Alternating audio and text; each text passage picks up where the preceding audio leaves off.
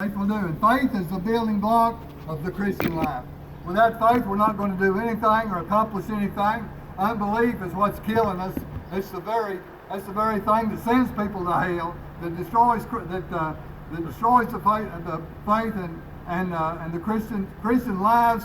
And we need faith today. And disciples saw what faith really was in Christ Jesus. They see a picture of faith, and they want what Jesus has. I want what he has. And the Bible said, increase our faith. And it says, if I might say, to the sycamore tree. Now, this is not about getting rid of a tree. That's not what the message is. It's not just about getting rid of a tree. It is about getting rid of what this tree represents. It's about about our sorrows and our troubles that come down so heavily upon us and weight us down and bind us. That's what it's talking about, that we might say to those troubles, be thou cast into the sea, and the Bible said this should happen. And I would, like I said before, I would like to be able to pray troubles away a lot of times. Well, that's what he's saying here. And I want to say again, it's not about getting rid of a tree. Now, we live in Tennessee, the most beautiful place I think there is in the world. I haven't traveled a whole lot. I have been up north once, and that land up there was so flat there was nothing for miles and miles. I wouldn't trade this part of Tennessee for all of it. I've been to see the ocean in Florida. The ocean was beautiful, but after you leave Tennessee, they ain't much to look at till you get to the ocean, in my point of view. I flew an airplane out west. I've been to Texas, and I love the mountains. I just tell you, I love the mountains. And New Mexico is I got to see the desert around Phoenix. There's where we flew out to. I wouldn't swap Tennessee for all of it put together. And the trees and the mountains are so very beautiful. And here in my house, I have some trees, I'll just tell you, I'd like to get rid of. There's some trees in my house that I wish I could say, be thou removed and planted in the sea, and I'd be glad to see them go. But it's not that way where we're talking about. It's not that way in the land around Israel. It's a dry desert country, and the trees are a blessing over there. And if you have a land and have a tree or two on it, or a few trees, you're counted a man of means. Not everybody has trees over there. And those that have trees, they cultivate them. They work with them just like we would work with tomato plants or a garden. And they make the best of those trees. And there's no such thing as they appreciate all trees. And there are trees that they cultivate. Then there's wild trees that grow in the roadside. But even these are treasured. Even these are. Of course, the cedars of Lebanon. I've talked about many different trees down over the years. But he's talking about here the sycamore tree. And the sycamore tree was a picture. Really, it's called, in Hebrew, it's called the tree of tears. The sycamore tree is the tree of tears. We'll get on to that in just a moment, though. A sycamore tree is really what we call the black mulberry tree. It was called the black mulberry tree. It was. The Old Testament calls them mulberry trees. The New Testament, the only time it's mentioned here is the sycamore tree. Jesus mentions it. And he brings out what tree this is for a reason. He brings out the sycamore tree. That you might say to this sycamore, he didn't just say to this tree, to this sycamore tree. Well, I know what the sycamore tree represents. I know what he was talking about. And he wasn't talking about just getting rid of a tree. And the sycamore tree is what we call the mulberry tree. Well, but before I go into the sycamore tree, I want to look at the sycamore tree because I preached on it just a short while ago, and I want you to look in Luke 19. We see the sycamore tree, and I'd like you to look at it just a moment. You might not have been here yet. And the sycamore tree is not the sycamore tree. We have sycamore trees here in our part of the country too, but they're not just like those. Those don't grow as big. They are kin to the sycamores. They're part of the sycamore family, but they're not. These particular sycamore trees are not as big and as beautiful, and they put forth a little fruit, a small fruit, just like a fig. It looks like a real miniature fig, and it's very sweet. It's very sweet, and nobody over there. Let's just read these verses here. Luke chapter 19, verse 1 through 4, and it identifies here again a tree. This is the tree that Zacchaeus climbed, the sycamore tree. And it says in verse 1 through 4, and Jesus entered and passed through Jericho. And behold, there was a man named Zacchaeus, which was the chief among the publicans, and he was rich. And he was rich. And he sought to see Jesus, who he was, and could not for the press, because he was little of stature. And he ran before and climbed up into a sycamore tree to see him that was to come that way. That's all we're going to read of it. He climbed up in everybody knows that song about little Zacchaeus, knows about the sycamore tree. And this was a wild tree that grew along the roadsides. Nobody cultivated the sycamore tree. They had a fruit just like a fig, but it was not near as big, not near as sweet. And everybody that had a tree, they didn't waste space, by the way. The trees they planted, the trees they had in their yard or around in their property was necessary trees. They didn't waste time on any wild trees. And this tree was not one that they considered. Sycamore was not a necessary tree. And so they grew wild. But to the poor people considered this a great blessing, because they weren't invited into the properties of people that had the fig trees. They were not invited in. And here's a sycamore tree with these miniature figs, and they were always happy to see it, and they would pick them, but nobody cultivated it. And it was called the poor man's fig tree, the poor man's fig tree. And another thing it was called a tree of joy. A tree of joy. Like I said, there's not so many trees in that day and time.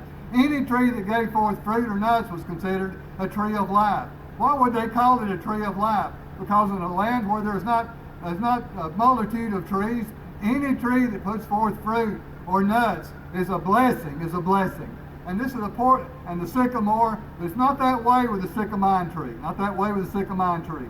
The sycamine tree is what we call the black mulberry. And it puts forth a beautiful, I really love them. I just tell you, I've not seen one since I was a kid, but we used to have one in our backyard, and I'll get to that in a few minutes. But I love the mulberries. I love them. They come out white and then they turn purple, and I thought they were sweet, and I love them. I'll get to that just in a moment. But that wasn't what it was remembered for, and it wasn't raised for the berries. It wasn't raised. What it was called the casket tree. The mulberry tree was called. They raised it. They raised it for the wood. They raised it for the wood because it was easy to carve and it lasted a long time. It was the best tree to carve a casket out of. It was the best tree to use for a casket. It lasted for a long time, even in the earth, and it was easy to carve and make to look beautiful, and so they were called casket trees. Now we're going to get into why, Brother Norman, why would you call this a tree of tears? Why does this tree symbolize sorrow and tears? Well, that's just the first reason. Because if me and Becky lived over there and we were married and we were fortunate to have a little piece of land, then in those days, if we didn't have room, if we didn't have a place to buy a tomb or to have a tomb like only the rich people did, then we would raise 2 of these sycamine trees for the caskets. That's what we would raise them for. And it seems like reading through the Bible that not many were buried in wooden caskets, but as a matter of fact they were. We find that Joseph was carried in a casket back to the promised land when they left Egypt. And there were many people, but this is what you would do. And that right there, just first off, that causes an hour of sadness. When you would look, when you saw somebody like me and Becky, and we've got 2 sycamine trees growing out here, or black mulberries, and people know that that's what we're growing it for. That's what it's for. That's the reason they cultivated the black mulberry. It was not so much for the berries, but for the wood. And it was just a sad thing to see. You know, Becky and I have 2 grave lots over here at Smith Wilkie, right by Margaret and Gary's. And Margaret wanted if we're all in the grave, she wanted to be raised up with Becky. I reckon they were best friends, and I think that's a blessing. But that just means that I'm going to be raised up with Gary Dillard. But that's all right too. That's all right too. I love Gary Dillard. Don't tell him that. But I do appreciate Gary Dillard. Anyway, I've got 2 great, and the reason a lot of people don't make any preparation for death, and And I like the thought of that, and for a long time I wouldn't. But being a preacher and doing funerals as I have, I've seen so many that died with no preparation, and then the children have to try to find lots and gravestones, and they want to do the best they can, and many times they can't afford it. And I thought, I ain't going to do that to my children. We want to at least have a place, that we can go so it won't be a burden for our children, because we're getting on up in those years. It could happen. These folks younger than us folks is going on to meet with the Lord, and so but that's why we would raise sycamine trees. That's why we would have the black mulberry on our property. But when people would see that, when we go out there sometimes and look at our grave lots, and it don't thrill me to look at my grave lot. It just don't. I just tell you, it's not a joy in my life. I look at it, and if Jesus doesn't come, I know one day I'll be there, and I appreciate that. I think it's beautiful over there, but it's just not something I'm looking forward to. Well, they had the same feeling when they would look at the black mulberry. It's a casket tree. It's a casket tree. And that's the first reason it was considered a tree of tears. First, and by the way, while we're talking about the black mulberry, turn back with me to 2 Samuel 5. I want to show you, the mulberries are mentioned many times in the Old Testament, and I just want to look at one of those just to back up what I'm saying. People did cultivate the black mulberry trees. 2 Samuel chapter 5, 2 Samuel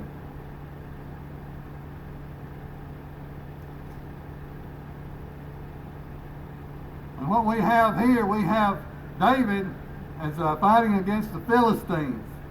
And he's already defeated the Philistines, but here they come back again. And he first time he fought them, he asked the Lord, should I attack? And the Lord said yes. And he does. And here they've come back again. He goes back to the Lord the second time. And let's just read the verses here. 2 Samuel 5, verse 22 through 25. And it said, and the Philistines came up yet again and spread themselves in the battle of Rephaim. And when David inquired of the Lord, he said, thou shalt not go up, but fetch a compass behind them and come upon them over against the mulberry trees. And let it be when thou hearest the sound of a going in the tops of the mulberry trees, and then thou shalt bestir thyself, for then shall the Lord go out before thee and smite the host of the Philistines. And David did so, and the Lord had commanded him, and smote the Philistines from Geba until thou come to Gazer, if I'm pronouncing that right. What we have here, he has asked the Lord if he should go up against the Philistines, and the Lord has said yes, and he goes against them, he defeats them, and here they've come back again. That's just like the devil, and that's just like trouble. You get rid of the devil, he don't say gone long. He's always right back in your face again. And David, he doesn't do the same thing he does the first time. What I mean to say is, he prayed the first time, God told him what to do the first time, and he doesn't just automatically do what he did the first time. And that's what we as Baptists want to do.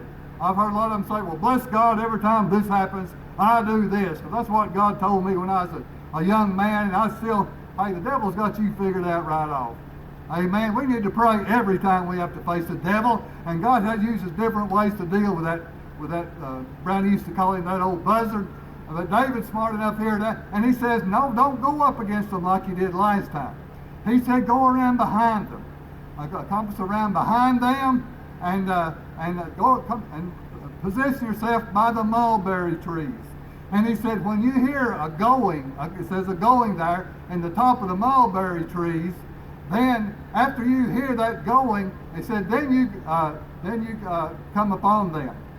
And what is that going? I looked at it. In fact, I've looked that up many times. I've read a lot of commentaries, and a going, it says, is the sound of a marching army, complete with men marching and horses. It's the sound of a marching army.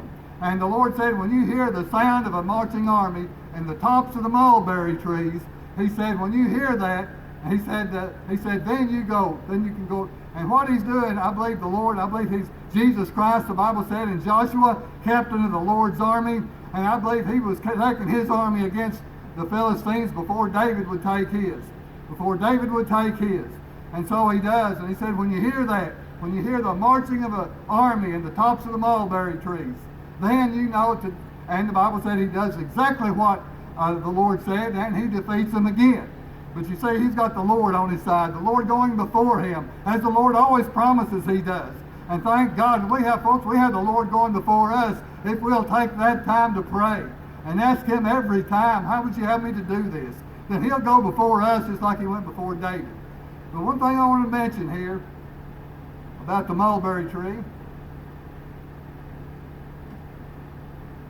I've heard this explained. By the way, if you watch the Discovery Channel, and they'll explain what the miracles of the Bible, what they do is try to explain them away almost every time. There might be some good ones on there, but I lost patience trying to find them. And they said they thought Noah was a man that dealt in exotic animals, and he got lost on a local flood there for a long time. And that's baloney, folks. It happened exactly the way the Bible said. And I did want to say this about the mulberry tree. They say, well, it was just the sound of the wind in the top of the trees. But a mulberry tree, and we used to have one, the leaves of a mulberry tree make no sound in the rustling of the wind. And I appreciate that. That makes me know, folks, God had his army in the tops of those trees. The Lord had his army going before him. And they weren't hearing the rustling of the wind. Amen. They were hearing the moving of the soldiers of the Lord.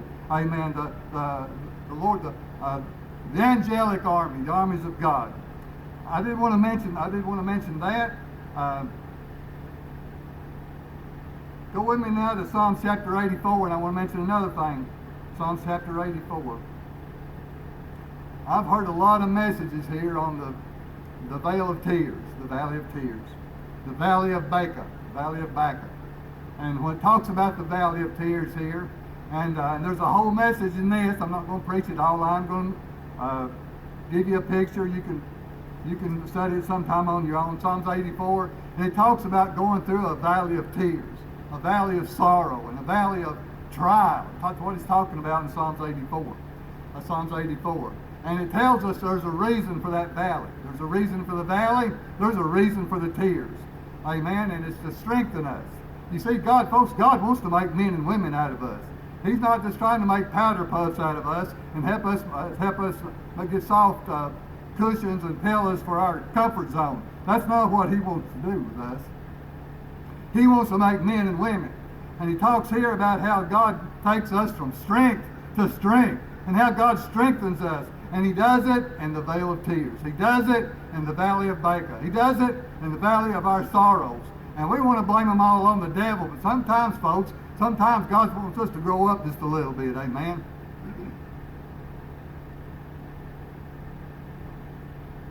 Man, my throat's about shot today. Anyway, Psalms 84. Let's just read the verses here. I should have read them first. Verse 5 through 7, Psalms 84. Blessed is the man whose strength, that's the subject here, whose strength is in thee, and whose heart are the ways of them, who passing through the valley of Baca, make it a well, and the rain also filleth the pools. And then they go from strength to strength.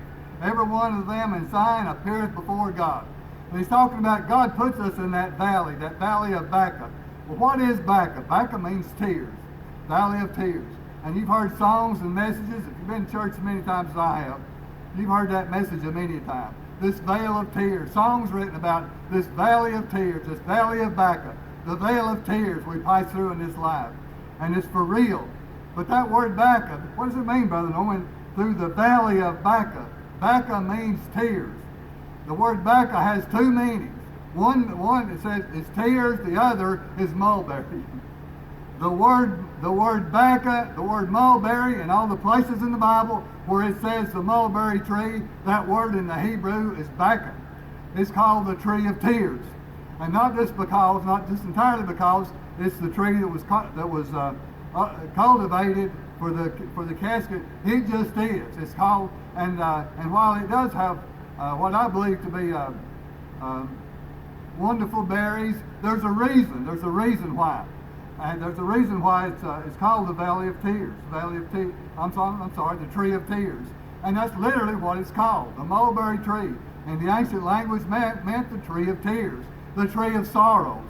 And when we get back to read that verse again, it says, speaking to this mulberry tree, this sycamore tree, and be thou cast into the sea, he's talking about your tears. He's talking about our tears and our troubles and our sorrows and death and these things that trail us and seem to won't go away. And like the devil, we get rid of him for a short time and he's right back. Amen. And God wants to strengthen us. But we can, if we have the faith, amen, then these things shouldn't destroy us.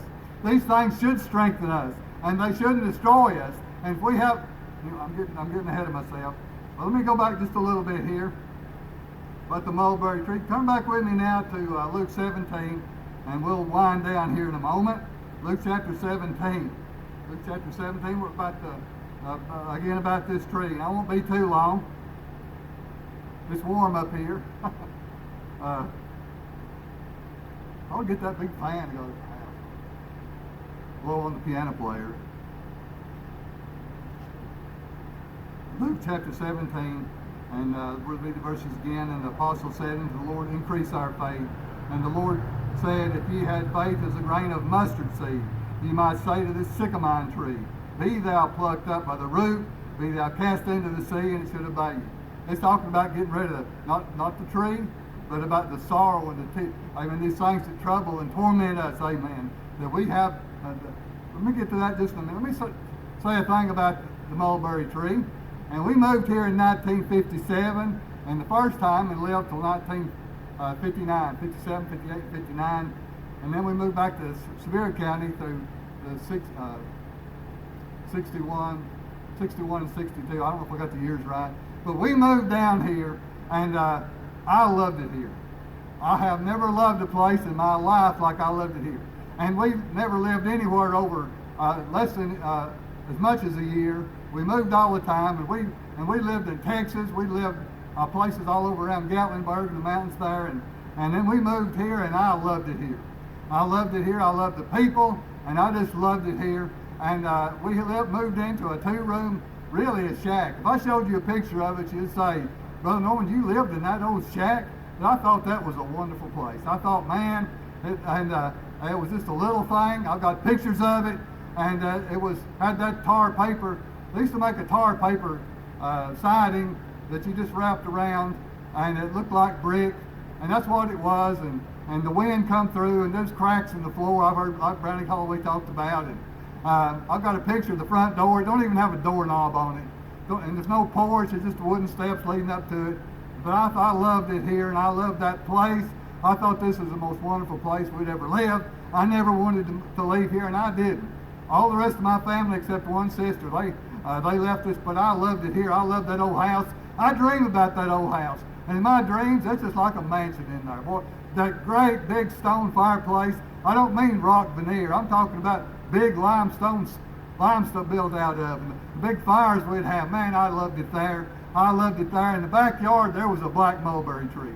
The black mulberry tree. And I loved that. And I don't think I'd ever seen one before, and I don't know if I've ever been around one since. But certainly when they put forth the mulberries, I loved them. I loved to eat them. And to me, that's just another part of this heavenly place. And not only that, but people were so friendly here. I tell you, Gatlinburg people were hard. They're good to their family and good to those that are close to them. But to move here, and the people would just walk. A lot of people didn't have cars back then. I don't know if you folks remember old Earl Helton. People like him, but they'd just walk by, they'd just stop and talk and laugh, and man, I loved it here. And the kids that lived up and down the road, Billy Waite, Diane Duran, Frankie Duran, and Geraldine and Tommy, Geraldine and Gerald, Rector, and Jerry Henderson, if I didn't already, and all these, and man, I liked it here. That we went to Pleasantdale, which was just a small thing back then, but I loved it here, and I loved that old, that to me, that was just a part of the heaven of this place. And I thought those was the best berries I'd ever eaten. The thing was, I was 5 years old, or 6 years old, or 7, and I had 3 younger sisters. Now to my mother, that tree wasn't so heavenly, and I'll tell you why. I got 3 younger sisters then, and they were from age 5 down to 4 down to one of them was born while we lived here then. And while I was big enough and old enough not to just smear that juice all over me, and I don't know if you've ever been around a mulberry, but it's just like purple dye. It's just like purple dye. But I was old enough that I could eat them without just turning purple. But them little girls, I still love to think, I can still picture them in my mind. They'd get out there in them mulberries, and they had it smeared all over their face. And most clothes, girls' clothes, diapers, whatever, was white back then. They smeared all over them. And I tell you, to my mother, that was not a tree of joy. It was not. And in fact, I remember that when we moved back the second time, that tree had to go. That tree had to go. To my mother, it wasn't a necessary tree. It wasn't. But I can see why, and it wasn't just that. I don't know if you've ever had a mulberry tree in your yard, but the birds loved them. Birds loved them, and they drew birds in that tree, and I thought that was beautiful. And that tree would be full of birds. Well, the birds would, and I hope I should say this, but they splattered everything. They splattered the windshields of the car and the car. They splattered the clothes on the clothesline. And during that period of time when the berries would come in, they splattered everything. And there's the girls, and they run around barefooted, and they just run through them mulberries. And there's the purple dye. We always went after the 1st of May, we went barefooted. That was the date. After the 1st of May, we got to go barefooted for the rest of the summer, at least around home. And so they would run through them, and I tell you, I'm sure to my mother that was a tree of sorrow. That old black mulberry was a tree of sorrow and of grief, I'm sure.